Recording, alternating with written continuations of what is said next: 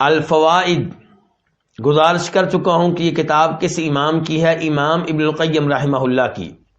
چونکہ ہم نے اس کتاب کے ساتھ زندگی کے کئی ایام گزارنے ہیں اللہ کے فضل و کرم سے انشاءاللہ، تو اس لیے بہتر ہوگا کہ پہلے جان لیا جائے کہ اس کتاب کے مؤلف کون ہیں، رائٹر کون ہیں، مصنف کون ہیں، یہ کون صاحب ہیں جن کی گفتگو ہم اتنے ایام پڑھیں گے اور سنیں گے۔ ویسے بھی ہم سب اہل توحید میں سے ہیں، اللہ کے فضل و کرم سے درست عقیدہ رکھتے ہیں، شرک و بدعات سے بچنے والے ہیں، اور شرک و بدعات سے بچنے والے امام ابن القیم رحمہ اللہ سے پیار کرتے ہیں، ان سے محبت کرتے ہیں۔ تو اس لحاظ سے بھی پتہ ہونا چاہیے کہ یہ امام صاحب کون ہیں۔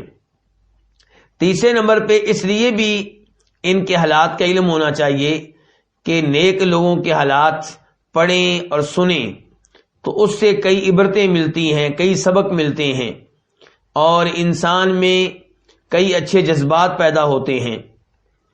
تو آئیے جاننے کی کوشش کرتے ہیں کہ امام ابن القیم رحمہ اللہ کون ہیں۔ آج کا ہمارا درس اسی موضوع پہ ہوگا۔ اور اتفاق سے میں یہ بھی بتا دوں کہ میرا جو ماسٹر کا رسالہ تھا، بحث جس کو ہم عربی میں کہتے ہیں، اس کا تعلق بھی امام ابن القیم رحمہ اللہ سے تھا، یعنی کہ میرا موضوع تھا القواعد التفسیریہ عند الامام ابن قیم الجوزیہ، یعنی کہ امام ابن القیم رحمہ اللہ کے ہاں تفسیر کے اصول و ضوابط، تفسیر سے متعلقہ قواعد۔ تو مجھے وہاں سب سے پہلے امام ابن القیم رحمہ اللہ کے حالات کا تذکرہ کرنا پڑا کہ ان کے حالات کیا تھے، ان کا نام کیا تھا، کہاں پیدا ہوئے، کون ان کے اساتذہ تھے، کون ان کے شاگرد تھے، زندگی میں کیا کیا آزمائشیں آئیں، کب فوت ہوئے، کہاں فوت ہوئے۔ تو یہ سب کچھ آج میں آپ کے سامنے رکھنا چاہوں گا، اور مجھے امید ہے کہ آپ مکمل توجہ کے ساتھ یہ سنیں گے اور انشاءاللہ اس سے ہمیں کئی سبق ملیں گے۔ تو ان کا نام ہے محمد، ان کے والد کا نام ہے ابو بکر، دادا کا نام ہے ایوب، پردادا کا نام ہے سعد، اور ان کو کہا جاتا ہے الزرعی۔ زرعی کیوں کہا جاتا ہے؟ یہ ایک گاؤں کا نام ہے، اس گاؤں کی طرف ان کی نسبت ہے، اور یہ گاؤں کدھر واقع ہے؟ یہ دمشق کے قریب واقع ہے۔ دمشق شام، جسے سوریہ بھی کہتے ہیں عربی میں، انگلش والے شاید سائریہ کہتے ہیں شاید۔ تو امام ابن القیم کو زرعی دمشقی کہا جاتا ہے، یعنی کہ دمشق میں زندگی گزری ہے، دمشق کے قریب یعنی کہ گاؤں، اور پھر دمشق میں زندگی گزری ہے۔ لقب ان کا کیا تھا؟ شمس الدین۔ کنیت کیا تھی؟ ابو عبداللہ۔ اور مشہور کس نام سے ہوئے؟ ابن قیم الجوزیہ۔ اس کا کیا مطلب ہے؟ ذرا توجہ سے سنیے گا۔ ابن کہتے ہیں بیٹے کو، قیم کہتے ہیں منتظم کو، ناظم کو، نگران کو۔ الجوزیہ یہ اصل میں ایک مدرسے کا نام ہے، ایک دینی ادارے کا نام ہے، یعنی کہ المدرسہ الجوزیہ۔ اس مدرسے کا نام جوزیہ کیوں تھا؟ کیونکہ اس کو قائم کرنے والے مشہور و معروف مفسر امام ابن الجوزی کے بیٹے تھے۔ امام ابن الجوزی یہ مشہور و معروف مفسر گزرے ہیں، جن کی تفسیر کا نام تھا زاد المسیر فی علم التفسیر۔ ان کی ایک اور کتاب تھی نواسخ القرآن، ایک اور کتاب تھی تلبیس و ابلیس۔ تلبیس و ابلیس بڑی شاندار کتاب ہے، پڑھنے والی ہے۔ اس میں انہوں نے وعدے کیا کہ شیطان انسان کو گناہ میں مبتلا کرنے کے لیے، بدعات میں مبتلا کرنے کے لیے، شرک میں مبتلا کرنے کے لیے کیسے کیسے دھوکے دیتا ہے۔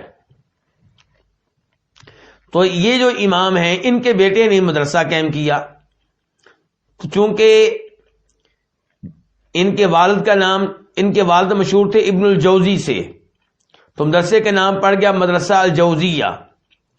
اب ایک وقت آیا کہ امام امام ابن القیم جو ہیں ان کے والد صاحب اس مدرسے کے نگران اعلیٰ مقرر ہوئے، منتظم مقرر ہوئے، ناظم مقرر ہوئے، تو وہ کیا ہو گیا پھر؟ قیم الجوزیہ، یعنی کہ جوزیہ مدرسے کے نگران اعلیٰ۔ اب یہ ہمارے جو امام ہیں جن کا نام محمد ہے، جن کی کتاب ہم پڑھ رہے ہیں، ان کا نام کیا مشہور ہو گیا؟ ابن قیم الجوزیہ، یعنی کہ جوزیہ مدرسے کے جو ناظم ہیں ان کا بیٹا، آسان اردو میں کہہ سکتے ہیں ناظم صاحب کے بیٹے، نگران اعلیٰ صاحب کے بیٹے، تو یہ ہے جی ابن قیم الجوزیہ۔ اب آپ نے یا تو کہنا ہے ابن القیم ناظم صاحب کا بیٹا، مراد یہ ہے کہ جوزیہ مدرسے کے ناظم صاحب کا بیٹا، یا آپ نے کہنا ہے ابن قیم الجوزیہ۔ جب آپ ابن قیم الجوزیہ کہیں گے تو قیم کے اوپر الف لام نہیں پڑھنا، کیونکہ قیم مضاف، الجوزیہ مضاف الیہ، تو مضاف کے اوپر آپ الف لام نہیں پڑھیں گے۔ یا پھر جوزیہ چھوڑ دیں، آپ کہیں ابن القیم، اب آپ الف لام پڑھ سکتے ہیں، ناظم صاحب کا بیٹا، یا کہیں ابن قیم الجوزیہ، جوزیہ مدرسے کے ناظم صاحب کا بیٹا۔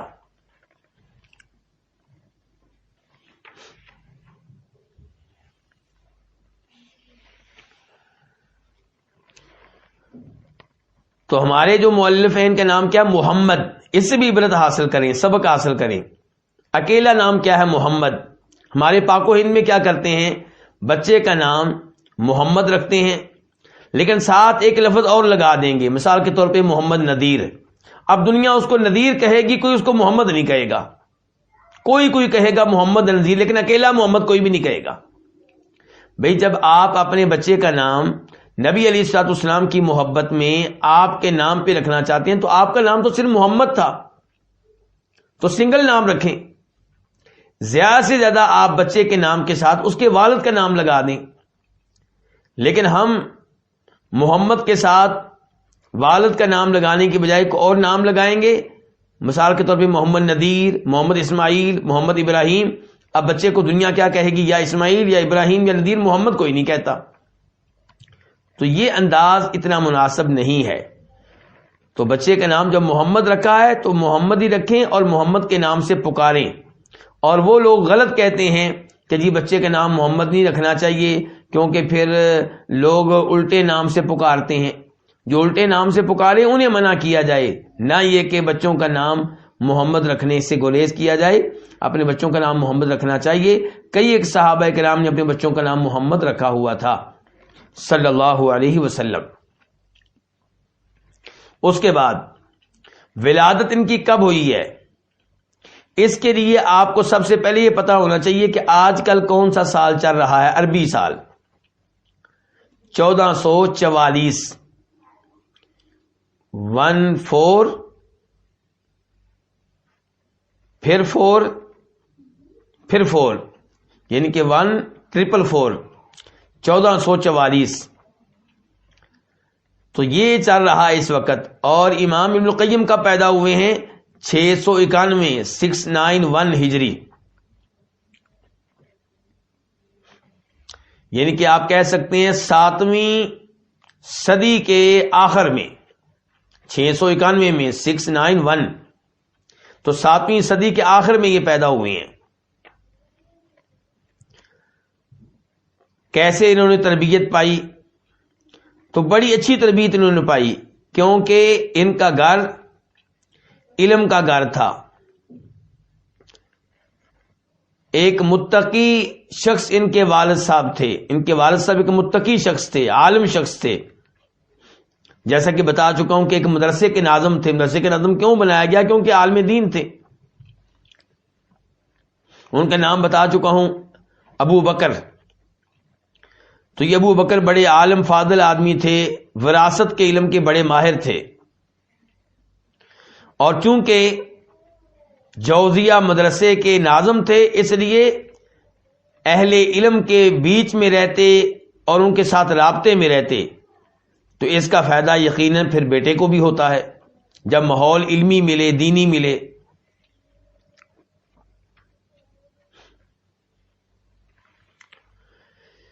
امام ابن القیم رحمہ اللہ نے 7 سال کی عمر کو پہنچنے سے پہلے پہلے احادیث کا علم لینا شروع کر دیا تھا.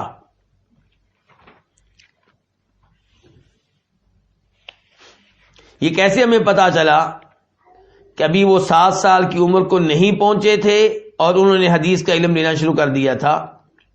کیونکہ وہ اپنے ایک استاد کے بارے میں کہتے ہیں جو مشہور ہیں الشہاب العابر کے لقب سے، یعنی کہ وہ جو خوابوں کی تعبیر کرنے میں ماہر تھے. تو امام ابن القیم اپنے اس استاد کا تذکرہ کرتے ہوئے کہتے ہیں کہ میں نے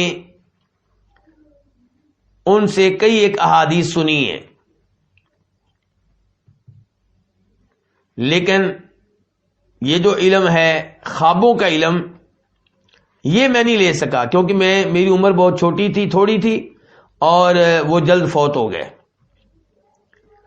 اب یہ جس استاد کا تذکرہ کر رہے ہیں وہ استاد کب فوت ہوئے ہیں؟ وہ فوت ہوئے ہیں بہت جلدی.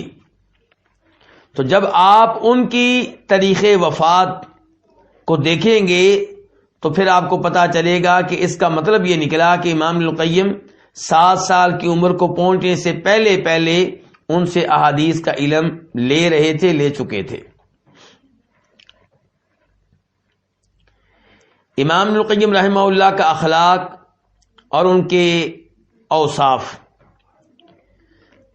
نمبر 1، اللہ کی مخلوق کو تنگ نہیں کرتے تھے، کسی کو پریشان نہیں کرتے تھے. اور یہ کس نے بتایا ہمیں؟ یہ امام ابن کثیر نے، جن کی تفسیر ابن کثیر ہے. تفسیر ابن کثیر کے مؤلف امام ابن کثیر کہتے ہیں ان کے بارے میں کہ لا یحسد احدا، کسی سے حسد نہیں کرتے تھے، ولا یؤذیہ، نہ کسی کو تنگ کرتے تھے، ولا یحقد علی احد، اور نہ ہی کسی سے کینہ اور بغض رکھتے تھے. تو یہ سبق میں بھی حاصل کروں، آپ بھی. کسی مسلمان سے حسد کرنا، اسے تنگ کرنا، کینہ بغض رکھنا یہ مناسب نہیں ہے. امام ابن کثیر نے یہ گفتگو کہاں کی؟ اپنی کتاب البدایہ والنہایہ میں، تاریخ کی کتاب ہے. دوسرے نمبر پہ لوگوں سے محبت کرنے والے، یہی امام ابن کثیر کہتے ہیں ان کے بارے میں کہ وکانا حسن القراءۃ والخلق کثیر التودد، یعنی کہ پڑھائی میں بہت اچھے، پڑھنے میں بہت اچھے، اخلاق میں بڑے اعلیٰ اور محبت کرنے والے انسان تھے. تیسرے نمبر پہ ان کے اوصاف میں سے تواضع، عاجزی، انکساری، تکبر نہیں. یہ کیسے پتا چلا؟ یہ ان کی کتاب، ان کے امام ابن القیم کی اپنی کتابوں سے پتا چلتا ہے. مثال کے طور پہ ان کی کتاب ہے بدائع الفوائد، ایک وہ کتاب ہے جو ہم پڑھنے لگے ہیں جس کا نام ہے الفوائد، ایک ان کی کتاب اس کے علاوہ ہے بدائع الفوائد. تو اپنی کتاب بدائع الفوائد میں کسی موضوع پہ گفتگو کرنے کے بعد کہتے ہیں فہذا ما ظہر لی فی ہذہ اللفظہ، اس لفظ کے بارے میں یہ وہ چیزیں ہیں جو میرے ذہن میں آئی ہیں. فمن وجد شیئا فلیلحق بالہامش، اگر کسی کو کوئی اور چیز ملے تو وہ میری کتاب کے حاشیے میں لکھ دے. یشکر اللہ وعبادہ لہ سعیا، اللہ تعالیٰ اس کی اس محنت کی قدر کرے گا اور اللہ کے بندے بھی اس کا شکریہ ادا کریں گے. فإن المقصود الوصول إلى الصواب، کہتے ہیں ہمارا مقصد کیا ہے کہ ہم حق بات تک پہنچ جائیں.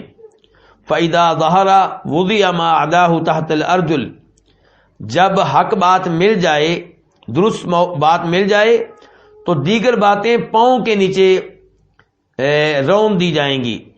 گویا کہ کہنے اگر کوئی اور حق یہ میں نے جو بیان کیا ہے میرے نزدیک یہ حق ہے، لیکن اگر کوئی سمجھتا ہے کہ یہ حق نہیں ہے، اس کے پاس حق ہے، تو وہ اپنا حق لے آئے، میں اپنی بات کو جوتے کے نیچے رون ڈالوں گا اور اس کی بات کو لے لوں گا.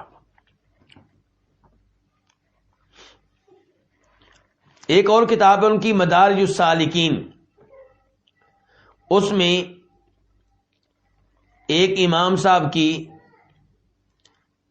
غلطی بیان کرنے کے بعد کہتے ہیں ولولا ان الحق للہ ورسولہ وان کل ما عدا اللہ ورسولہ فمأخوذ من قولہ ومتروک وهو عرضة الوهم والخطأ لما اعترضنا على من لا نلحق غبارهم ولا ندري معهم في مضمارهم. کہتے ہیں کہ حق بات وہ ہے جو اللہ کہیں، حق بات وہ ہے جو اللہ کے رسول کہیں صلی اللہ علیہ وسلم، اور اللہ کے رسول کے علاوہ ہر ایک کی بات درست بھی ہو سکتی ہے، غلط بھی ہو سکتی ہے، لی بھی جا سکتی ہے، ریجیکٹ بھی کی جا سکتی ہے. یہ سبق حاصل کریں یہاں سے کہ اللہ کے رسول کے علاوہ چاہے کوئی صحابی ہو، چاہے کوئی تابعی ہو، چاہے امام ابو حنیفہ رحمہ اللہ ہوں، چاہے امام مالک ہوں، چاہے امام شافعی ہوں، چاہے امام احمد، کوئی بھی ہوں، یہ سب قابل احترام ہیں، لیکن یہ معصوم نہیں ہے. ان کی درست باتیں لی جائیں گی اور اگر کوئی بات قرآن و حدیث کے خلاف نظر آئے تو وہ چھوڑ دی جائے گی. تو کہہ رہے ہیں امام القیم رحمہ اللہ کہ اللہ کے رسول کے علاوہ ہر ایک کی بات لی جائے گی اور چھوڑ دی جائے گی، یعنی کہ جو حق ہوگی لی جائے گی، جو غلط ہوگی چھوڑ دی جائے گی. اور اللہ کے رسول کے علاوہ ہر ایک کی بات میں ہر ایک کو وہم لگ سکتا ہے، ہر ایک کو غلطی لگ سکتی ہے. تو کہتے ہیں اگر یہ حقیقت نہ ہوتی کہ حق بات وہ ہے جو اللہ کے رسول نے بیان کی اور باقی لوگوں کے اقوال غلط بھی ہو سکتے ہیں، صحیح بھی ہو سکتے ہیں، اگر یہ بات نہ ہوتی تو ہم کبھی بھی ان پہ اعتراض نہ کرتے جن کے گرد و غبار کو بھی ہم نہیں پا سکتے. یعنی کہ جس امام کی میں نے یہ غلطی نکالی ہے وہ علم کی دنیا میں اتنا اعلیٰ اور افضل ہے کہ میں تو اس کے گرد و غبار کو بھی نہیں پہنچ سکتا. ولا ندری معهم فی مضمارهم، اور اگر اور نہ ہی ہم ان کا مقابلہ کر سکتے ہیں، اور ہم سمتے ہیں وَنَرَاهُمْ فَوْقَنَا فِي مَقَامَاتِ الْإِيمَانِ وَمَنَازِلِ السَّائِرِينَ، اور یہ علماء جو ہیں یہ ہم سے کہیں بلند و بالا ہیں ایمان کے مقام میں اور اللہ رب العزت تک پہنچنے کے معاملے میں، یہ چمکتے ہوئے ستارے ہیں. پھر کہتے ہیں وَمَنْ كَانَ عِنْدَهُ عِلْمٌ فَلْيُرْشِدْنَا إِلَيْهِ، جس کے پاس علم ہو وہ ہماری رہنمائی کرے. وَمَنْ رَآ فِي كَلَامِنَا زَيْغًا أَوْ نَقْصًا وَخَطًا فَلْيُهْدِ إِلَيْنَا الصَّوَابَ، اور جس کو ہمارے کلام میں کوئی غلطی نظر آئے، کوئی خطا نظر آئے، کوئی کمی کوتاہی نظر آئے تو وہ ہمیں حق بات تحفہ کے طور پہ دے. ہم جو ہیں اس کی اس محنت کی قدر کریں گے اور ہم اس کی بات کو قبول کریں گے، سر تسلیم خم کر دیں گے، اس کی بات کو مان لیں گے. تو یہ ہے تواضع امام القیم رحمہ اللہ کی. ایک تو جس بڑے امام کی غلطی نکالی ہے، غلطی نکالنے کے بعد تکبر نہیں کر رہے بلکہ کہہ رہے ہیں کہ حقیقت میں یہ امام اور اس جیسے دوسرے امام مجھ سے کہیں آگے ہیں علم میں، میں تو ان کے گرد و غبار کو بھی نہیں پا سکتا، میں ان کا مقابلہ نہیں کر سکتا. ایمان میں بھی آگے، اللہ تک پہنچنے کے جو مقامات ہیں ان میں بھی ہم آگے، وہ تو آسمان کے چمکتے ہوئے ستارے ہیں. اور پھر کہہ رہے ہیں کہ میں نے جو غلطی نکالی ہے یا جو بھی گفتگو کی ہے اس میں کسی کو کوئی عیب نظر آئے، کوئی کمی کوتاہی نظر آئے تو مجھے حق بتائے، میں اس کی قدر کروں گا، مان لوں گا، تسلیم کر لوں گا. تو یہ ہے علماء کا انداز، یہ ہے اہل ایمان کا انداز. اپنی غلطی کی ہمیشہ اصلاح کرتے ہیں اور مرتے دم تک مجھے اور آپ کو ایسے ہی رہنا چاہیے. یہ نہیں کہنا چاہیے کہ میں اتنے سال سے پڑھ رہا ہوں، میری بات کیسے غلط ہو سکتی ہے. ہو سکتی ہے بھی، کیوں نہیں ہو سکتی. چوتھا ان کا اخلاق یہ ہے کہ علماء کا بہت احترام کرتے تھے، اور اس کی ایک دلیل کیا ہے کہ ایک امام گزرے، امام ابو اسماعیل الحروی، ان کی کتاب ہے منازل السائرین، اس کی شرح لکھی ہے امام القیم رحمہ اللہ نے. تو وہاں پہ ان کی غلطی نکالنے کے بعد کہتے ہیں، غلطی بیان کرنے کے بعد کہتے ہیں وَلَا تُوجِبُ هَذِهِ الزَّلَّةَ من شیخ الاسلام احدار محاسنی و اساءۃ الظن به، کہتے ہیں کہ یہ جو میں نے شیخ الاسلام کی، اس عالم دین کو کیا کہہ رہے ہیں؟ شیخ الاسلام کہتے ہیں یہ شیخ الاسلام کی جو میں نے غلطی بیان کی ہے، اس کا یہ مطلب نہیں ہے کہ ان کی خوبیاں جو ہیں ان پہ پانی پھیر دیا جائے اور ان کے بارے میں بدگمانی رکھی جائے. کہتے ہیں فمحلہ من العلم والامامۃ والمعرفۃ والتقدم فی طریق السلوک المحل الذی لا یجہل، ان کا علم میں، امامت میں، معرفت میں اور اللہ رب العزت تک پہنچنے کے معاملے میں وہ مقام ہے جس سے کوئی بھی ناواقف نہیں ہے. وَكُلُّ أَحَدٍ فَمَأْخُوذٌ مِّن قَوْلِهِ وَمَتْرُوكٌ، ہر ایک کی بات لی جا سکتی ہے اور چھوڑی بھی جا سکتی ہے، الا المعصوم، سوائے معصوم علیہ الصلوۃ والسلام کے، یعنی کہ نبی علیہ الصلوۃ والسلام کے. کہتے ہیں والکامل من عد خطأہ، یہ بڑا اہم قاعدہ بیان کیا ہے، ضابطہ. کہتے ہیں وہ انسان کامل ہے جس کی غلطیاں شمار ہوں. کہتے ہیں کہ وہ انسان اچھا انسان ہے، کامل قسم کا انسان ہے جس کی غلطیاں بیان کی جائیں کہ اس کی ایک غلطی ہے، 2 غلطیاں، 5 غلطیاں، 10 غلطیاں، اس کا مطلب ہے اس کے علاوہ وہ ٹھیک ہے، اسی لیے تو اس کی غلطیاں تلاش کی جا رہی ہیں. اور اگر وہ بالکل ہی غلط ہوتا تو پھر غلطیاں شمار کرنے کی ضرورت ہی نہیں تھی. تو جس کی غلطیاں شمار ہوں 1 2 3 تو اس کا مطلب یہ ہے کہ اچھا انسان ہے، باقی اس کے کام ٹھیک ہے، بس یہ غلط ہے. تو امام القیم رحمہ اللہ کے اخلاق میں سے میں نے پہلے نمبر پہ کیا بیان کیا کہ اللہ کی مخلوق کو تنگ نہیں کرتے تھے.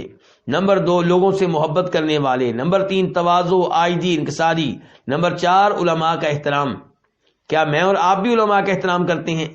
کیا مسجد کے امام صاحب کا، خطیب صاحب کا احترام کرتے ہیں؟ افسوس یہ ہے کہ اہل توحید میں علماء کرام کا احترام کم ہے اور ایسا نہیں ہونا چاہیے.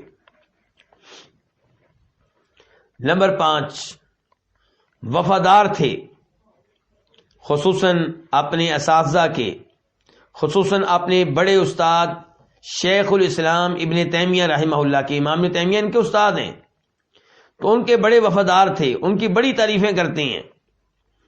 تو امام القیم رحمہ اللہ نے کتاب لکھی ہے اور اس کتاب میں ساری گفتگو شعروں میں کی ہے. انہوں نے شعروں میں عقیدہ بیان کیا ہے، غلط عقیدے کی نشاندہی کی ہے. تو مستقل کتاب ہے اس موضوع پہ، اس کو کہتے ہیں الکافیہ الشافیہ، اور یہ بھی کہتے ہیں اس کو القصیدہ نونیہ، کیونکہ ہر شعر کے آخر میں نون آتا ہے. تو اس کے چند اشعار میں آپ کو سناتا ہوں، اس سے آپ کو پتا چلے گا کہ یہ کس قدر عزت کرتے ہیں اپنے استاد ابن تیمیہ رحمہ اللہ کی. کہتے ہیں یا قومی واللہ العظیم نصیحتا من مشفق واخل لکم معوانی، کہ اے میری قوم، اللہ عظیم کی قسم، عظمت والے اللہ کی قسم، ایک نصیحت کر رہا ہوں، ایک نصیحت ہے جو لے لو اپنے بھائی کی طرف سے اور اپنے مشفق بھائی کی طرف سے. کہتے ہیں جربت هذا كله ووقعت في تلك الشباك وكنت ذا طيران، کہ میں نے، یعنی کہ اس شعر سے پہلے وہ تذکرہ کر رہے ہیں ان لوگوں کا جو اللہ کی صفات کا انکار کرتے ہیں. اللہ کی صفات الفاظ کی حد تک مان بھی لیں تو مانا نہیں مانتے، تعویلیں کرتے ہیں. تو کہتے ہیں میں نے ان تمام امور کا تجربہ کیا ہے، یعنی کہ میں بھی انہی میں سے تھا، میں بھی اس گمراہی میں واقع تھا، میں بھی ان کے جال میں پھنسا ہوا تھا. کہتے ہیں حتی اتاہ لی الالہ بلطفہ من لیس تجزیہ یدی ولسانی، یہاں تک کہ اللہ نے میرے لیے میسر کر دیا اپنے فضل و کرم سے وہ انسان جس کے احسان کا بدلہ نہ میری زبان چکا سکتی ہے نہ میرا ہاتھ چکا سکتا ہے. اشارہ کس کی طرف کرے؟ ابن تیمیہ کی طرف سے. ان کے میں گمراہ تھا، گمراہ قسم کے لوگوں کے ساتھ تھا، ان کے جال میں پھنسا ہوا تھا، میرے عقائد ٹھیک نہیں تھے، حتیٰ کہ اللہ نے میرے اوپر انعام کیا. اللہ نے انعام کیا کیا؟ کہ اللہ نے مجھے توفیق دی ایک ایسے انسان سے ملنے کی جس نے میرے اوپر اتنا بڑا احسان کیا ہے کہ میں اس کا شکریہ ادا کرنے کا حق ادا نہیں کر سکتا. میری زبان، میرے ہاتھ. کہتے ہیں حبر اتا من ارض حران فیا اہلا بمن قد جاء من حرانی. ایک بڑا عالم دین آیا حران شہر سے. حران شہر کہاں ہے؟ شام اور ترکیہ کے درمیان. آج کل مجھے یاد نہیں ہے کہ شاید یہ ترکیہ میں ہی ہو آج کل. تو آپ کو پتا ہے شام اور ترکی یہ دو ایسے ملک ہیں جن کا بارڈر آپس میں ملتا ہے. تو یہ بارڈر کے علاقے کے قریب یہ شہر ہے. تو کہتے ہیں ایک عالم دین جو حران شہر سے آیا، میں خوش آمدید کہتا ہوں اس عالم دین کو جو حران سے آیا، یعنی کہ ابن تیمیہ کو. فاللہ یجزیہ الذی هو اہلہ من جنت المأوى مع الرضوان. اللہ اس کو جزا دے، وہ جزا جس کا وہ حقدار ہے. اللہ اس کو جزا دے جنت کی شکل میں، اور ساتھ ساتھ یہ کہ اللہ اس پہ راضی ہو جائے. آپ دیکھ رہے ہوں گے ہر شعر کے آخر میں نون آ رہا ہے. کہتے ہیں قبضت یداہ یدی وصار فلم نرم حتی ارانی مطلع الایمانی. کہتے ہیں اس نے دونوں ہاتھوں سے میرا ہاتھ پکڑ لیا اور مجھے لے کے چل پڑا، یہاں تک کہ اس نے مجھے ایمان کی حقیقت دکھا دی اور مجھے ایمان کی راہ دکھا دی، ایمان کا راستہ دکھا دیا. تو یہ دیکھیں یہاں پہ کتنی وفاداری کا مظاہرہ کر رہے ہیں اپنے استاد ابن تیمیہ رحمہ اللہ کے ساتھ. اور وفاداری کا یہ عالم ہے کہ امام ابن تیمیہ کی وجہ سے انہوں نے ماریں کھائی ہیں، جیل میں گئے ہیں، لیکن ثابت قدمی کا مظاہرہ کیا ہے. چنانچہ حافظ ابن حجر رحمہ اللہ کہتے ہیں وَاعْتُقِلَ مَعَ ابن تیمیہ بِالْقَلْعَةِ، کہ ان کو یعنی کہ ابن القیم کو ابن تیمیہ کے ساتھ قلعے میں قیدی بنا دیا گیا. بعد ان اہین وطیف به علی جمل مضروبا بالدرہ، لیکن جیل میں ڈالے جانے سے پہلے اونٹ پہ بٹھا کر چکر لگائے گئے، لوگوں کے سامنے ذلیل کیا گیا، اونٹ پہ بٹھایا گیا، چکر لگایا گیا، اور ساتھ ساتھ کوڑے مارے جا رہے تھے. فلما مات افرج عنہ، جب ابن تیمیہ فوت ہوئے تب ان کو جیل سے نکالا گیا. وامتحن مرۃ اخرى، ایک مرتبہ پھر ان کو آزمائش میں ڈالا گیا. بسبب فتاوی ابن تیمیہ، اس لیے کہ کچھ موضوعات پہ یہ وہی فتویٰ دیتے جو ابن تیمیہ کا فتویٰ تھا. تو ماریں کھائی ہیں، جیل میں گئے ہیں، ذلت برداشت کی ہے، لیکن اپنے استاد کے ساتھ وفادار رہے ہیں. ان کا اخلاق میں، ان کی عادات میں چھٹی چیز یہ ہے کہ حق بات کہنے میں بڑی جرت رکھتے تھے، حق بات کہنے میں ڈرتے نہیں تھے. امام شوکانی ان کے بارے میں کہتے ہیں کان متقیدا بالادلۃ الصحیحہ معجبا بالعمل بها غیر معول علی الرأی صادعا بالحق لا یحابی فیہ احدا ونعمت الجرأۃ، کہ وہ صحیح دلائل کے پابند تھے، یعنی کہ قرآن و حدیث کے صحیح دلائل کی پابندی کرتے تھے، ضعیف روایات نہیں، من گھڑت واقعات نہیں، صحیح دلائل. اور اس پہ عمل کر کے بڑے خوش ہوتے تھے، انہیں فخر تھا کہ میں قرآن و حدیث پہ عمل کرتا ہوں. اور رائے وغیرہ پہ اعتماد نہیں کرتے تھے، حق بات کھل کے کہتے تھے، اس معاملے میں کمپرومائز کرنے کے لیے تیار نہیں تھے، اور ان کی یہ جرت بڑی عظیم جرت تھی. 7ویں نمبر پہ ابن تیمیہ ابن القیم رحمہ اللہ کے اوصاف میں سے صبر کرنے والے، استقامت کا مظاہرہ کرنے والے. چنانچہ ان کو جیل میں ڈالا گیا، مارا گیا، پٹائی کی گئی، ذلیل کرنے کی کوشش کی گئی، لیکن سب کے باوجود صبر کا مظاہرہ کیا. اس کے بعد ان پہ کیا کیا آزمائشیں آئیں. ان کے کئی فتاوا تھے جن کی وجہ سے انہیں آزمائشوں کا سامنا کرنا پڑا. نمبر 1، دھیان سے سنیے گا یہ، کہ وہ فتویٰ دیا کرتے تھے کہ جب کوئی ایک لفظ کے ساتھ 3 طلاقیں دے تو وہ ایک ہی طلاق واقع ہوتی ہے. جب کوئی اپنی بیوی سے کہے کہ تجھے 3 طلاقیں دیتا ہوں تو ابن القیم رحمہ اللہ کا فتویٰ تھا کہ یہ ایک ہی طلاق واقع ہوگی، اور یہی فتویٰ ان کے استاد ابن تیمیہ رحمہ اللہ کا بھی تھا. تو اب ابن القیم رحمہ اللہ یہ فتویٰ دیتے تھے حدیث کی بنیاد پہ، اور یہی نبی علیہ الصلوۃ والسلام کے زمانے میں اصول تھا، یہی ابوبکر صدیق کے زمانے میں اصول تھا، اور یہی جناب عمر فاروق کے ابتدائی زمانے میں اصول تھا. تو جب یہ فتویٰ دینے لگے تو آزمائشوں کا سامنا کرنا پڑا. امام ابن کثیر کہتے ہیں وقد كان متصديا للافتاء بمسألة الطلاق التي اختارها الشيخ تقي الدين ابن تیمیہ رحمہ اللہ، کہ وہ طلاق کے مسئلے میں وہی فتویٰ دیتے تھے جو ان کے استاد ابن تیمیہ دیتے تھے. وجرت له بسببها فصول يطول بسطها مع قاضي القضاة تقی الدین السبکی. اس وجہ سے، یہ فتویٰ دینے کی وجہ سے ان کے مابین اور چیف جسٹس تقی الدین السبکی کے مابین کئی مجلسیں قائم ہوئی، بہت سے واقعات ہوئے، کئی آزمائشوں کا ان کو سامنا کرنا پڑا. دوسرے نمبر پہ وہ فتویٰ جس کی وجہ سے ان کو آزمائش کا سامنا کرنا پڑا وہ ہے الانکار علی شد الرحال الی قبر الخلیل. کئی لوگ ان کے زمانے میں جناب ابراہیم علیہ السلام کی قبر کی زیارت کے لیے جایا کرتے تھے. کسی قبر کے بارے میں مشہور تھا کہ یہ بیت المقدس میں ہے اور یہ ابراہیم علیہ السلام کی قبر ہے، تو وہ فتویٰ دیتے تھے کہ قبر کی خاطر سفر کرنے کی اجازت نہیں ہے.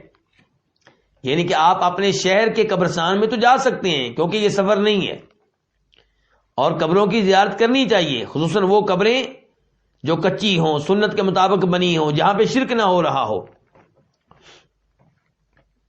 لیکن قبر کی زیارت کے لیے ایک شہر سے دوسرے شہر جانا یہ احادیث کے خلاف ہے، کیونکہ نبی علیہ السلام فرماتے ہیں، بخاری شریف کی حدیث ہے کہ مسجد حرام، مسجد نبوی، مسجد اقصی، یہ وہ 3 مقامات ہیں جن کے لیے سفر کیا جا سکتا ہے.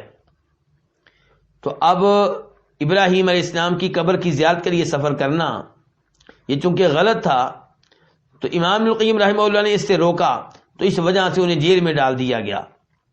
چنانچہ ان کے شاگرد حافظ ابن رجب کہتے ہیں وَحُبِسَ مُدَّةً لِإِنْكَارِهِ شَدَّ الرِّحَالِ إِلَى قَبْرِ الْخَلِيلِ. ایک عرصے تک. تیسرا وہ فتویٰ جس کی وجہ سے انہیں آزمائشوں کا سامنا کرنا پڑا. یہاں سے مجھے اور آپ کی عبرت حاصل کرنی چاہیے کہ حق بیان کریں اخلاق کے ساتھ، اچھے طریقے سے، دلائل کے ساتھ، پھر آزمائشیں آئیں تو صبر کریں. اللہ کے دین میں آزمائشیں آتی ہیں، لیکن اس کا مطلب یہ نہیں ہے کہ ہم حق بیان کرنا چھوڑ دیں، شرک سے منع کرنا چھوڑ دیں، بدعات سے منع کرنا چھوڑ دیں. نہیں، یہ دیکھیں ہمارے علماء نے کتنی آزمائشیں برداشت کی ہیں. اب یہ تیسرا واقعہ دیکھیں. معذرت چاہتا ہوں، نیٹ کی خرابی کی وجہ سے رابطہ منقطع ہو گیا تھا. تو میں بیان کر رہا تھا تیسرا مسئلہ جس کی وجہ سے امام القیم رحمہ اللہ کو کئی آزمائشوں کا سامنا کرنا پڑا، وہ یہ ہے کہ وہ فتویٰ دیا کرتے تھے کہ مدینہ منورہ صرف اس لیے جانا کہ نبی علیہ الصلوۃ والسلام کی قبر کی زیارت کروں گا یہ ممنوع ہے.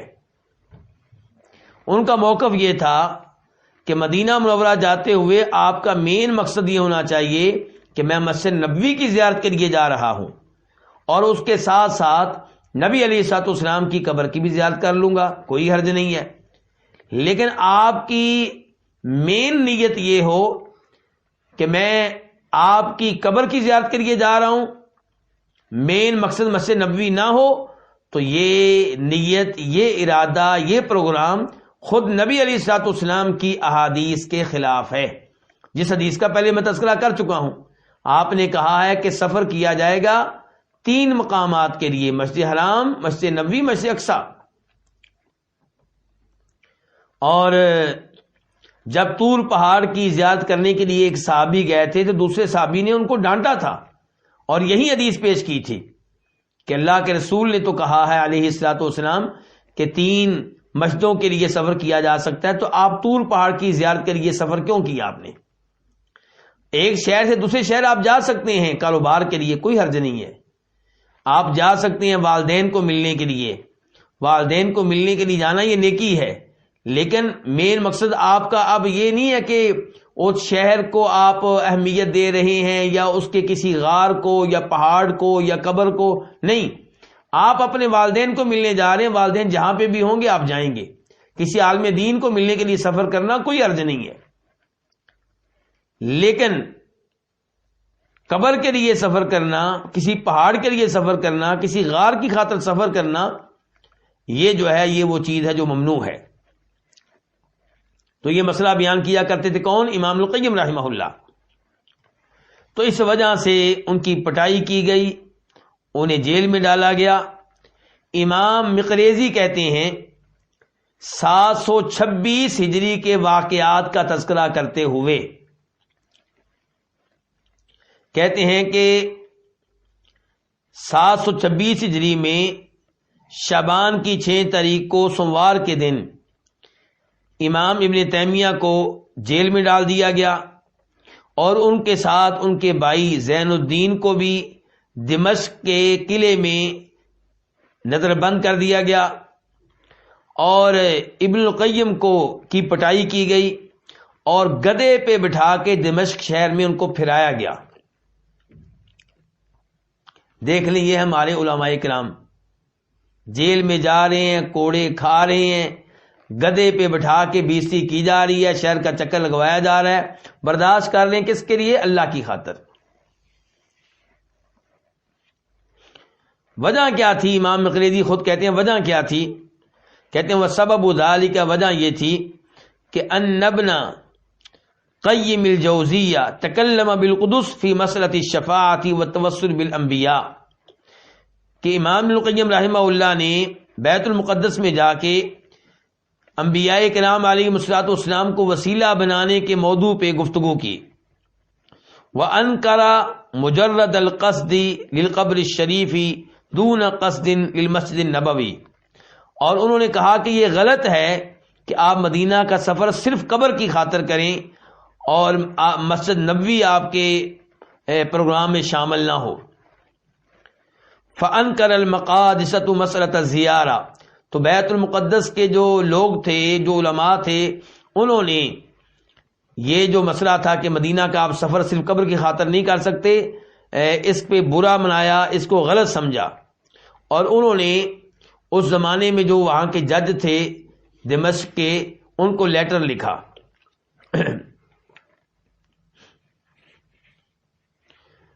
تو یعنی کہ اس وجہ سے پھر ان کو مار پڑی اور جیل میں ڈالا گیا اور گدھے پہ بٹھا کے پھرایا گیا۔ آگے کہتے ہیں مقریزی کہ مسئلہ طلاق، 3 طلاقیں دیں ایک موقع پہ تو 1 طلاق ہوگی یا 3 ہوں گی، اس موضوع پہ بھی گفتگو ہو چکی تھی ابن تیمیہ کی، تو دمشق کے فقہا ان کے خلاف ہو گئے، اور جب بیت المقدس کے علماء کے بھی لیٹر پہنچے تو پھر کیا کیا گیا؟ پھر ابن تیمیہ اور ابن القیم کو جیل وغیرہ میں ڈال دیا گیا اور ابن القیم کی پٹائی کی گئی، انہیں جیل میں بھی ڈالا گیا۔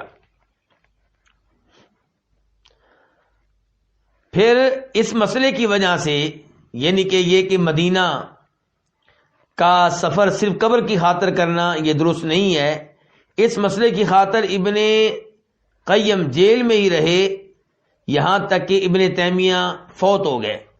جب وہ فوت ہوئے تب ان کو جیل سے نکالا گیا۔ چنانچہ امام ابن کثیر کہتے ہیں 728 ہجری کے واقعات کا تذکرہ کرتے ہوئے 728 کہ 20 ذی الحجہ منگل کے دن ابن القیم کو رہائی ملی اور وہ قلعے میں نظر بند تھے۔ کب سے نظر بند تھے؟ 726 ہجری سے، گویا کہ 2 سال نظر بند رہے اس مسئلے میں، ان کی یہ مسئلہ بیان کرنے کی وجہ سے۔ فوت کب ہوئے ہیں؟ فوت ہوئے ہیں 751 ہجری میں 751،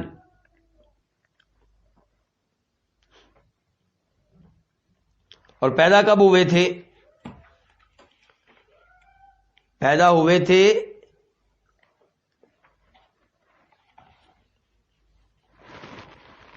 91 میں، جی ہاں 691 میں، 691 میں، اور فوت کب ہوئے ہیں؟ 751 میں۔ تو کتنی عمر ہوئی؟ 60 سال۔ اور دمشق کی جامعہ اموی مسجد ہے، وہاں پہ ان کی نماز جنازہ ادا کی گئی۔ اب آتے ہیں امام القیم رحمہ اللہ کے علمی زندگی کے علمی پہلو کی طرف۔ تو یہ گفتگو پہلے ہو چکی ہے کہ 7 سال سے پہلے وہ علم لے رہے تھے۔ انہوں نے کئی شہروں کا سفر کیا ہے، اگرچہ یہ واضح نہیں ہو سکا کہ یہ سفر علم کے لیے تھا یا علم کے لیے نہیں تھا۔ عالم دین کسی بھی مقصد سے جائے، کسی بھی شہر میں جائے، وہ وہاں پہ علماء کو تلاش کرتا ہے، ان سے علم لیتا ہے۔ یہ عادت ہوتی ہے علماء کی اور دین کے طالب علموں کی۔ چنانچہ یہ جہاں پہ بھی گئے ہیں یقیناً انہوں نے وہاں کے علماء سے فائدہ اٹھایا ہوگا۔ نمبر 1، انہوں نے سفر کیا مکہ کا۔ خود امام ابن القیم رحمہ اللہ اپنی کتاب الداء والدواء اور زاد المعاد میں کہتے ہیں وَكُنْتُ بِمَكَّةَ مُدَّةً تَعْتَرِينِي أَدْوَاء وَلَا أَجِدُ طَبِيبًا وَلَا دَوَاء۔ کہتے ہیں کہ مکہ میں ایک عرصہ تک مجھ پہ کئی بیماریاں حملہ کرتی رہیں، نہ کوئی طبیب ڈاکٹر ملتا تھا اور نہ کوئی دوائی ملتی تھی۔ فَكُنْتُ أُعَالِجُ نَفْسِي بِالْفَاتِحَةِ، میں اپنا علاج کرتا تھا سورہ فاتحہ کے ذریعے۔ سبق حاصل کریں میں بھی اور آپ بھی۔ فَأَرَى لَهَا تَأْثِيرًا عَجِيبًا، تو میں سورہ فاتحہ کی بڑی عجیب تاثیر دیکھا کرتا تھا۔ کہتے ہیں مکہ میں تھا، بیمار ہو جاتا، حکیم ڈاکٹر نہیں ملتے تھے، وہاں پہ میڈیسن یا کوئی دوائی نہیں ملتی تھی، تو میں اپنا علاج سورہ فاتحہ کے ذریعے کرتا، سورہ فاتحہ کے ذریعے اپنے آپ کو دم کرتا۔ تو اپنے آپ کو خود دم کیجیے سورہ فاتحہ کے ذریعے، قرآن کی دیگر صورتوں کے ذریعے۔ تو یہ کہہ رہے ہیں میں سورہ فاتحہ کے ذریعے اپنے آپ کو دم کرتا، اور دم کرنے کے بعد میں دیکھتا کہ اس نے میرے اوپر کتنا اثر ڈالا ہے، میری صحت کتنی بہتر ہو گئی ہے۔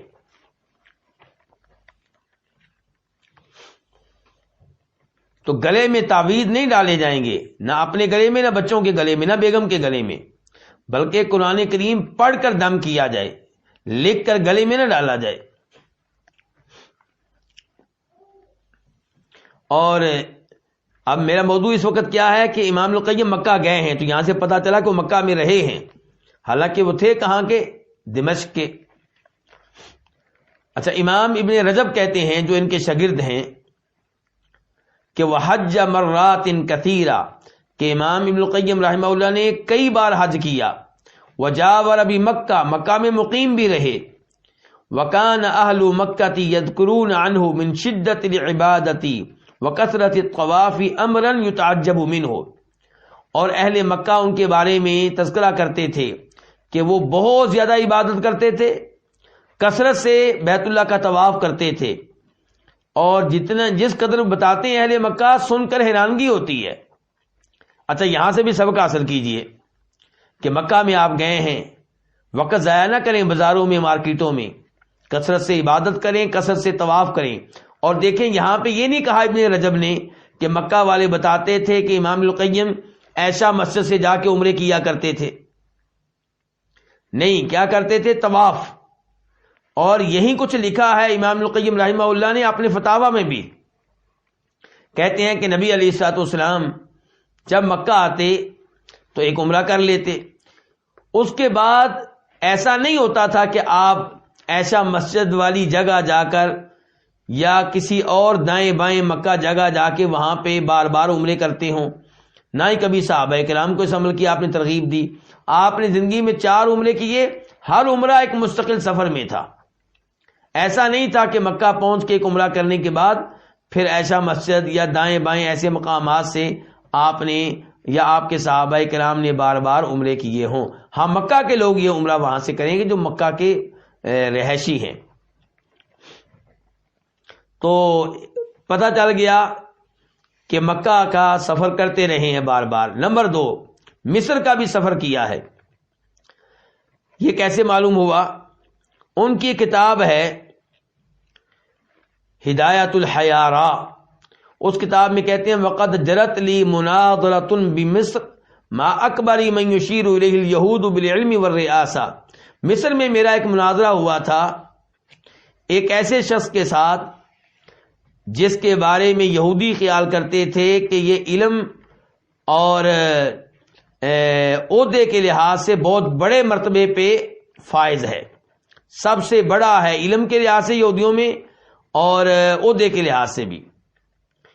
تو وہ کہہ رہے ہیں مناظرہ کہاں پہ ہوا تھا؟ مصر میں۔ اس کا مطلب ہے امام القیم مصر بھی گئے ہیں۔ اور امام مقریزی کہتے ہیں ان کے بارے میں وقدیم القاہرۃ غیر مرۃ، کہ ابن القیم قاہرہ شہر میں کئی بار آئے۔ تیسرے نمبر پہ انہوں نے بیت المقدس کا بھی سفر کیا ہے، چنانچہ خود کہتے ہیں کہ بیت المقدس میں اور مکہ میں رہتے ہوئے قرآن کریم کے کئی مقامات پہ کئی آیتوں کے بارے میں نے لکھا ہے، اور پیچھے بھی امام مقریزی کہہ چکے ہیں کہ امام القیم نے بیت المقدس میں یہ مسئلہ بیان کیا تھا کہ نبیوں کو وسیلہ بنایا جا سکتا ہے یا نہیں، تو ان کے اوپر بیت المقدس کے لوگ ناراض ہو گئے تھے، اس کا مطلب ہے وہاں پہ گئے تھے۔ اچھا، اب یہ پتہ چل گیا کہ مکہ بھی گئے ہیں، مصر بھی گئے ہیں، بیت المقدس بھی گئے ہیں، لیکن واضح طور پہ یہ پتہ نہیں چل سکا کہ ان تین شہروں میں علم لینے کے لیے گئے ہوں۔ تو علم لینے کے لیے گئے ہیں کہیں اور یا نہیں گئے، یہ نہ بھی پتہ چل سکے تو یہ پتہ ہونا چاہیے کہ وہ دمشق میں رہتے تھے، اور دمشق اس زمانے میں علماء کا مرکز تھا۔ تو دمشق میں رہتا ہے اس زمانے میں اس کو علم کے لیے دوسرے شہروں میں جانے کی اتنی ضرورت نہیں تھی، کیونکہ دمشق خود علماء سے بھرا پڑا تھا۔ اب ہمارا موضوع ہے ان کے استاد۔ ان کے جو استاد ہیں ان کا نام بھی میں بس ذکر کروں گا، لیکن ایک استاد کی تفصیل میں جاؤں گا۔ تو ان کے ایک استاد ہیں شہاب العابر، جو خواب بیان کرنے میں بڑے ماہر تھے اور جن سے انہوں نے علم لیا تھا 7 سال کی عمر سے پہلے۔ اور ایک استاد ہے محمد بن ابی الفتح البعلبکی، ایک ہے صفی الدین الہندی، ایک ہے عیسیٰ المطاعم، ایک ہے ابن عبد الدائم، ایک مجد التونسی، اور ایک ان کے والد صاحب بھی ان کے استاد ہیں، اور ایک بہاؤالدین ابن عساکر، اور ایک ابن تیمیہ کے بھائی شرف الدین، وہ بھی ان کے استاد ہیں۔ اور شرف الدین سے میں آپ کو ایک بات بتاؤں گا، ایک فائدہ سن لیجئے گا، کہ شرف الدین ابن تیمیہ امام ابن تیمیہ کے بھائی ہیں۔ انہوں نے امام ابن تیمیہ سے کہا ہوا تھا کہ بھائی آپ دین کا کام کریں، آپ کو کمانے کی کوئی ضرورت نہیں، آپ کا سارا خرچہ میرے ذمے۔ تو یہ بڑی اہم بات ہے۔ آپ اپنے بیٹے سے کہیں کہ بیٹا تم پڑھو، تمہارا خرچہ میرے ذمے۔ آپ اپنے بھائی سے کہیں بھائی تم پڑھو اور پڑھاؤ، علم دو، تقسیم کرو، تمہارا خرچہ میرے ذمے، میں کاروبار کر رہا ہوں۔ اور اگر بھائی نہیں تو آپ کے محلے کا کوئی طالب علم اچھا آپ کو لگتا ہے علم میں، پڑھائی میں، آپ اس سے کہیں آپ دین کا کام کریں، تبلیغ کریں، اور آپ کی سیلری میرے ذمہ۔ تو اس قسم کی سہولتیں علماء کرام کو دینی چاہیے تاکہ وہ کھل کے دین کا کام کر سکیں۔ آپ دیکھیں آپ کے گاؤں کی مسجد کے امام صاحب، خطیب صاحب کہیں مالی لحاظ سے تنگ نہ ہوں، آپ ان کو کہیں کہ مولانا صاحب آپ 24 گھنٹے دین کو دیں، دین کی تبلیغ کو، اور میں آپ سے تعاون کروں گا، آپ کاروبار کے چکر میں نہ پڑیں۔ تو اس قسم کی سہولتیں اور پیشکش کرنی چاہیے۔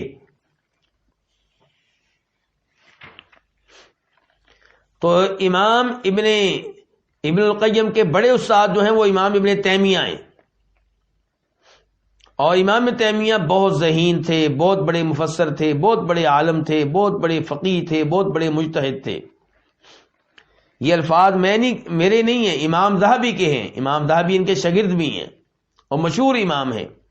وہ کہتے ہیں الشیخ الامام العالم المفسر الفقیہ المجتہد الحافظ المحدث شیخ الاسلام نادرۃ العصر ذو التصانیف الباہرہ والذکاء المفرط تقی الدین ابو العباس احمد۔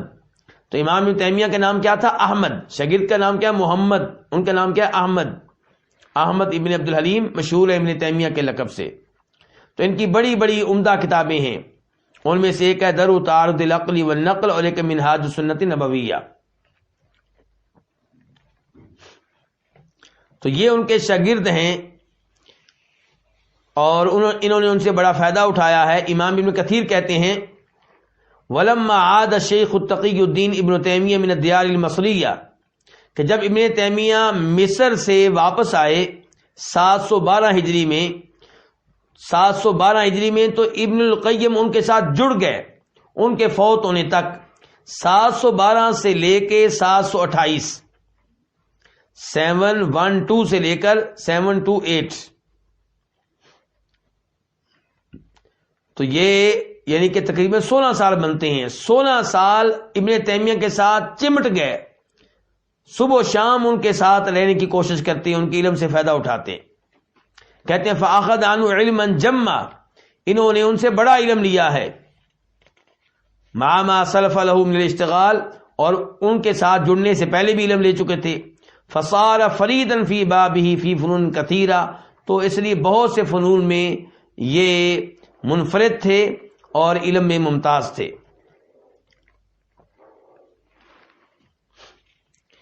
تو امام ابن القیم جو ہیں امام ابن تیمیہ کی نیکیوں میں سے ایک بڑی نیکی ہیں. چنانچہ حافظ ابن حجر کہتے ہیں کہ اگر ابن تیمیہ کی کوئی اور خوبی نہ ہو، کوئی اور نیکی نہ ہو سوائے ابن القیم کے، تو یہ اکیلی نیکی کافی ہے یہ بتانے کے لیے کہ ابن تیمیہ کتنے عظیم ہیں. یعنی کہ ابن القیم کی اصلاح کرنے والے، انہیں علم دینے والے کون ہے؟ ابن تیمیہ. تو ابن تیمیہ کی کوئی اور خوبی نہ ہو، یہ ایک شاگردی ان کی بہت بڑی خوبی ہے. اور شاگرد ایسا جس کے علم کی ساری دنیا گواہی دیتی ہے. اور پھر ایک جگہ پہ کہتے ہیں ابن حجر وَهُوَ الَّذِي هَذَّبَ كُتُبَهُ وَنَشَرَ عِلْمَهُ، ابن القیم نے ہی ابن تیمیہ کی کتب جو ہیں ان کو ترتیب دیا اور ان کے علم کو عام کیا. اور ایک امام مزی جو ہیں یہ بھی استاد ہیں کس کے؟ امام ابن القیم رحمہ اللہ کے. ایک ابن مفلح ہیں وہ بھی استاد ہیں. شاگردوں کی طرف آ جائیں، شاگرد بھی ان کے بہت زیادہ ہیں. ان میں سے ایک ہے ابن عبد الہادی، یہ بہت بڑے محدث ہیں اور ان کی کتاب بھی الصارم المنکی فی رد علی السبکی. پھر ابن القیم کے اپنے بیٹے عبداللہ وہ بھی ان کے شاگرد ہیں. ایک بیٹے ابراہیم وہ بھی ان کے شاگرد ہیں. حافظ ابن رجب بھی ان کے شاگرد ہیں. اب آ جائیں امام القیم کے اعمال کی طرف کہ وہ کیا کیا کچھ کرتے رہے. نمبر 1 امامت کرتے رہے، اس کا تذکرہ کیا امام ابن کثیر نے، ابن رجب نے بھی. مدرسہ جوزیہ میں امامت کرتے رہے ہیں. نمبر 2 خطابت کرتے رہے ہیں. نمبر 3 تدریس کرتے رہے، ٹیچنگ، باقاعدہ کتابیں پڑھاتے رہے ہیں. نمبر 4 مناظرے کرتے رہے ہیں، مناظرے بھی کیا کرتے تھے. ان کے مناظروں میں سے ایک ان کا مناظرہ ہے یہودی عالم سے.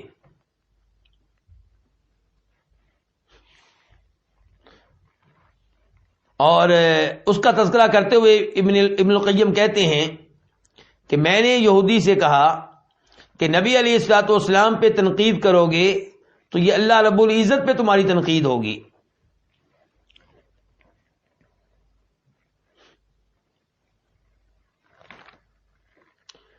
تو اس نے کہا یہ کیسے؟ تنقید ہم کریں محمد پہ صلی اللہ علیہ وسلم اور وہ اللہ پہ ہوگی. تو ابن القیم کہتے ہیں پھر میں نے اس کو کہا میری بات دھیان سے سنو. تو پھر انہوں نے اسے یہ بات سمجھائی. تو یہ تذکرہ انہوں نے کیا اپنی کتاب التبیان فی ایمان القرآن میں. پھر ان کا ایک مناظرہ عیسائیوں کے علماء سے بھی ہوا ہے. چنانچہ وہ کہتے ہیں اپنی کتاب ہدایت الحیارہ میں کہ میں نے ایک عیسائی عالم سے مناظرہ کیا اور دن کا بڑا حصہ مناظرے میں گزر گیا. جب اس کے لیے حق واضح ہوا وہ تو حیران ہو گیا. تو پھر میں اور وہ دونوں تنہا تھے تو میں نے اس موقع پہ اس سے کہا بھائی حق کو اپنا لو، کیا رکاوٹ ہے؟ کیوں نہیں حق کو قبول کرتے؟ اسلام کیوں نہیں قبول کرتے؟ تو مجھ سے کہنے لگا کہ جب میں ان گدھوں کی طرف جاتا ہوں، یہ اپنے عیسائیوں کے بارے میں کہہ رہا ہے، عیسائی پبلک کے بارے میں کہہ رہا ہے کہ جب میں ان گدھوں کے پاس جاتا ہوں تو وہ جناب والا میری بڑی عزت کرتے ہیں، اور ان کا مال، ان کی عورتیں، ان پہ میرا فیصلہ چلتا ہے، میرا کنٹرول چلتا ہے، جو بھی حکم دوں فوراً مانتے ہیں۔ اور دوسری طرف مجھے کوئی کام کرنا نہیں آتا، قرآن کا میں حافظ نہیں ہوں، نحو کا میں ماسٹر نہیں ہوں، آپ لوگوں کی فقہ بھی مجھے نہیں آتی، تو میں اگر مسلمان ہو گیا تو پھر بازاروں میں مجھے بھیک مانگنا پڑے گی، تو اس لیے میں تمہارا دین قبول نہیں کر سکتا۔ اس سے ایک تو پتہ چلا کہ امام ابن القیم رحمہ اللہ نے عیسائیوں سے بھی مناظرے کیے ہیں، اور یہ بھی پتہ چلا کہ لوگوں کے دین اسلام قبول کرنے میں بہت بڑی رکاوٹ کیا ہوتی ہے کہ میرا عہدہ چھن جائے گا، میری شہرت چھن جائے گی، میرا مال، میرا کاروبار جو ہے ٹھنڈا پڑ جائے گا۔ تو یہ چیز جو ہے نا، اس وجہ سے انسان حق کو قبول نہیں کرتا، اور انسان بدتیوں کے ساتھ بدتی بن جاتا ہے، شرک کا ارتکاب کرنے والوں کے ساتھ ویسا بن جاتا ہے، جس ملک میں رہتا ہے اس ملک کے لوگوں کے اعمال کو اختیار کر لیتا ہے، ہندوؤں کے ساتھ رہتا ہے ہندو بن جاتا ہے، سکھوں کے ساتھ رہتا ہے سکھ بن جاتا ہے، عیسائیوں کے ساتھ رہتا ہے عیسائی بن جاتا ہے، یہودیوں کے ساتھ رہتا ہے یہودی بن جاتا ہے، تو یہ اپنی آخرت تباہ و برباد کرنے کے مترادف ہے۔ پھر وہ تذکرہ کرتے ہیں کہ ان کا ایک مناظرہ ایک بڑے بدتی سے ہوا، چنانچہ کہتے ہیں وجرا بینی و بین بعض رؤساء ہؤلاء مناظرۃ فی مسألۃ الکلام، میرے بیچ میں اور ان کے ایک بڑے کے مابین مناظرہ ہوا تھا مسئلہ کلام میں کہ اللہ کلام کرتا ہے کہ نہیں کرتا۔ تو وہ کہنے لگا ہم اور ساری امت یہ کہتے ہیں کہ قرآن اللہ کا کلام ہے، اس میں کوئی جھگڑا نہیں، کوئی اختلاف نہیں ہے، لیکن اس سے یہ لازم نہیں آتا کہ اللہ تعالیٰ واقعی کلام کرتا ہو۔ یہ تم نے کہاں سے لے لیا کہ اللہ واقعی کلام کرتا ہے؟ تو امام ابن القیم کہتے ہیں کہ میرے ساتھ جو میرے ساتھی بیٹھے ہوئے تھے ان میں سے ایک نے یہ حدیث پڑھ دی کہ اذا تکلم اللہ بالوحی، صاف صاف حدیث میں آیا کہ جب اللہ تعالیٰ وحی کے ساتھ کلام فرماتا ہے، یہ ابو داؤد شریف کی حدیث ہے، نمبر ہے 4738 4738۔ تو اس سے پتہ چلا کہ اللہ واقعی کلام کرتا ہے۔ تو یہاں پہ کیا تذکرہ ہو گیا کہ ابن القیم کہہ رہے ہیں میں نے کہ بدتی سے مناظرہ کیا۔ چوتھے نمبر پہ انہوں نے تذکرہ کیا کہ ان کا ایک مقلد سے بھی مناظرہ ہوا۔ مقلد جو تقلید کرے امام ابو حنیفہ رحمہ اللہ کی، یا امام مالک کی، یا امام شافعی کی، یا امام احمد کی، کسی ایک بزرگ کو پکڑ لے کہ میں بس اسی کی ہر بات مانوں گا، آنکھیں بند کر کے مانوں گا، میں دلیل بھی نہیں اس سے پوچھوں گا، تو یہ تقلید ہے اور یہ غلط ہے۔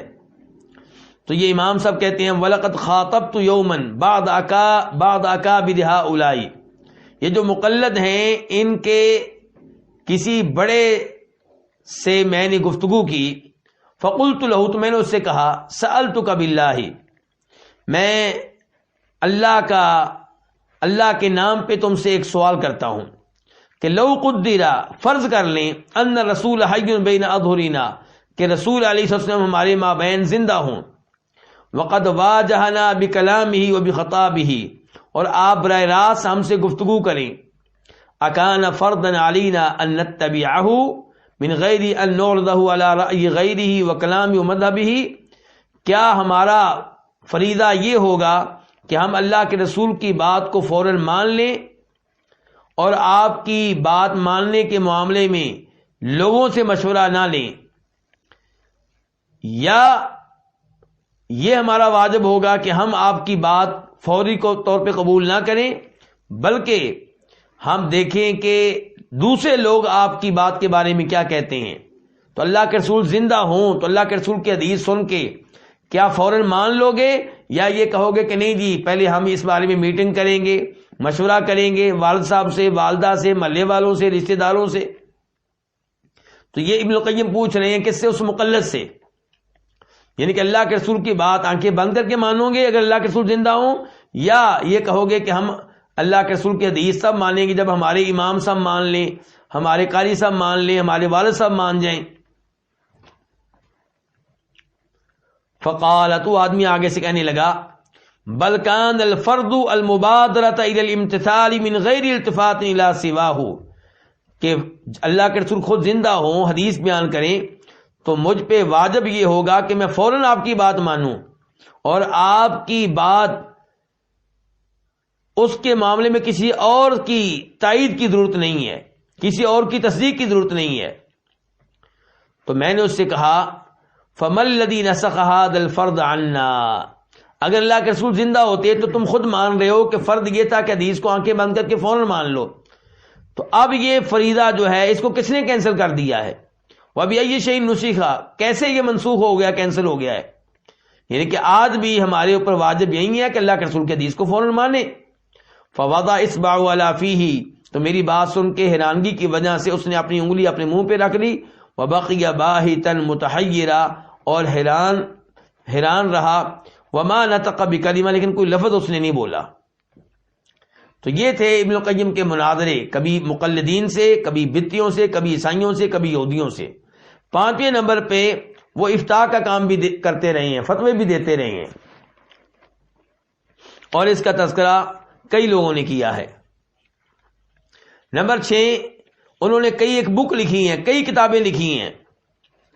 مثال کے طور پہ اجتماع الجیوش الاسلامی علی غزو المعطلہ والجہمیہ، اس کتاب میں ثابت کیا ہے کہ اللہ تعالیٰ کی صفات کو ماننا چاہیے، انکار نہیں کرنا چاہیے۔ احکام و اہل ذمہ، مسلمان ممالک میں اگر غیر مسلم ویزا لے کر رہتے ہیں تو ان کے احکام کیا ہیں، ان کے ساتھ سلوک کیسا کرنا ہے۔ نمبر 3، اعلام الموقعین رب العالمین، اصول الفقہ کے اوپر کتاب ہے۔ ایسے ان کی کئی کتابیں ہیں، وقت چونکہ ختم ہو رہا ہے۔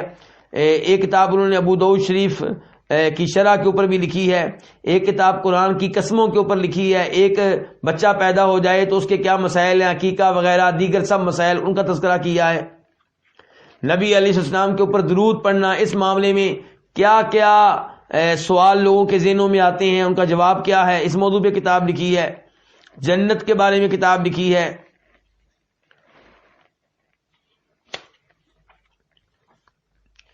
نماز میں رفع الیدین کے بارے میں کتاب لکھی ہے، روح کے بارے میں کتاب لکھی ہے، سیرت کے موضوع پہ کتاب لکھی ہے، تقدیر کے اوپر کتاب لکھی ہے، نماز پڑھنا اور ترک کرنا اس موضوع پہ کتاب لکھی ہے، اور فیصلہ کیسے کرنا ہے جج نے، اس موضوع پہ کتاب لکھی ہے۔